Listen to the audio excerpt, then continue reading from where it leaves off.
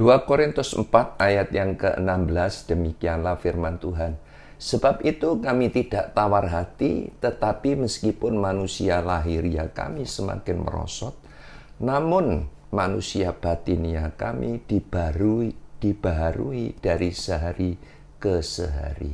Paulus mengingatkan jemaat di Korintus supaya setiap pribadi orang yang percaya Yesus, satu hari kita tidak boleh tawar hati. Sekalipun manusia lahiriah atau jasmani itu semakin hari semakin merosot, namun manusia batinia harus dibaharui dari sehari ke sehari.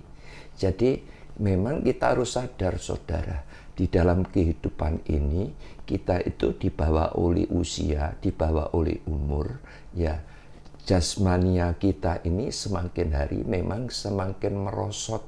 Tetapi Paulus mengingatkan supaya kehidupan orang percaya Tuhan Yesus, kerohanian kita itu harus mengalami peningkatan, harus upgrade. Nah, itu yang dikehendaki, dibaharui dari sehari ke sehari. Jadi yang artinya kalau saudara dan saya mengarahkan hidup kita itu kepada yang kekal, bukan kepada yang sementara, maka dampaknya kita akan lebih memprioritaskan perkara-perkara rohani daripada perkara-perkara jasmani.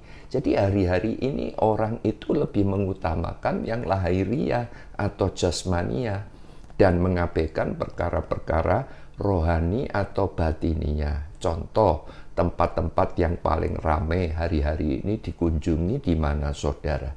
Wisata-wisata kuliner, di mall, di mana lagi? Permak wajah, betul enggak? Itu berbondong-bondong orang itu datang ke tempat itu. Enggak salah sih, tetapi kalau kita mau teliti di dalam Alkitab, Tuhan itu ingin agar saudara dan saya sebagai orang yang percaya Yesus, kita harus kaya dalam perkara-perkara rohani. Alkitab berkata di dalam Matius 6 ayat 31 sampai 33 dikatakan, sebab itu janganlah kamu khawatir dan berkata, apakah yang akan kami makan? Apakah yang kami minum? Dikatakan ayat tersebut, apakah yang kami makan? Apakah yang kami minum? Ini berbicara apa? Berbicara kuliner. Apakah yang akan kami pakai? Ini berbicara apa? Fashion. Ya, semua itu dikatakan, semua itu dicari bangsa-bangsa yang tidak mengenal Allah. Tetapi carilah dahulu kerajaan Allah dan kebenarannya, maka semuanya itu akan ditambahkan kepadamu. Jadi Tuhan ingin memang agar saudara dan saya sebagai orang yang percaya Yesus, kita itu dikehendaki oleh Tuhan kaya dalam perkara rohani, ya. Jadi yang dimaksud kaya dalam perkara rohani yang artinya apa? Yang artinya saudara dan saya harus cantik dan semakin berkualitas yang dari dalam. Nah, jadi kecantikan jasmani itu sementara, pasti akan berakhir, betul? Contoh, hari-hari ini orang itu ya wajahnya keriput, bisa dipermak, ditarik ke sana kemari, ya mungkin wajahnya itu ditarik sudah kenceng, tapi leher masih kisut, ditarik bisa kenceng, tapi tangannya juga bisa kisut, betul enggak? Nah, jadi kecantikan jasmani itu memang sementara dan pasti berakhir. Tetapi kecantikan rohani itu berbicara kekekalan dan pasti membawa kebahagiaan.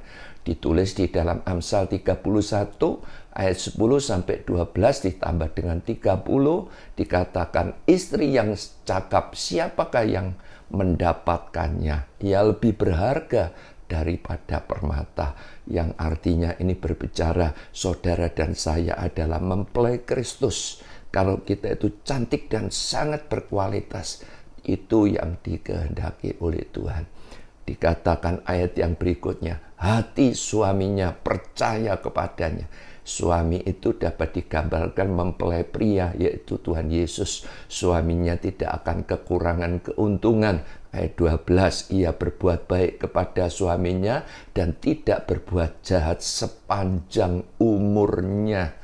Kemolekan adalah bohong dan kecantikan adalah sia-sia. Tetapi istri yang takut akan Tuhan dipuji-puji. Jadi jelas ayat ini berbicara kecantikan secara jasmani itu sementara dan pasti berakhir. Tetapi kecantikan yang rohani, yang dari dalam itu kekal dan pasti membawa kebahagiaan. Lalu caranya bagaimana supaya saudara dan saya menjadi pribadi yang cantik di hadapan Tuhan, menjadi pribadi yang semakin berkualitas? Ya, kita harus membaharui manusia roh kita ini tadi dengan apa? Menanti-nantikan Tuhan. Ditulis di dalam Yesaya 40 ayat 29 sampai dengan 31, dia memberi kekuatan kepada yang lelah, menambah semangat kepada yang tiada berdaya. Orang-orang muda menjadi lemah, lelah dan lesu, dan teruna-teruna tersandung. Tetapi orang-orang yang menanti-nantikan Tuhan mendapat kekuatan baru. Mereka seumpama Raja Wali naik terbang dengan kekuatan sayapnya. Mereka berlari dan tidak menjadi lesu. Mereka berjalan dan tidak menjadi lelah.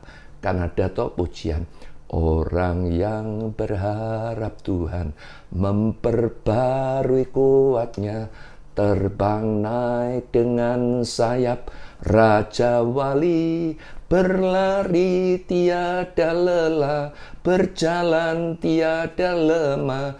Ajarku harap Kau Tuhan. Jadi hari-hari ini hidup manusia di dunia dengan berbagai masalah, kalau tidak hati-hati membuat roh manusia itu kering. Betul? Bahkan Alkitab berkata, olahraga terbatas gunanya, tetapi olah roh sangat berguna untuk masa yang akan datang. Saya berdoa saudara menangkap kebenaran firman ini. Tuhan Yesus memberkati.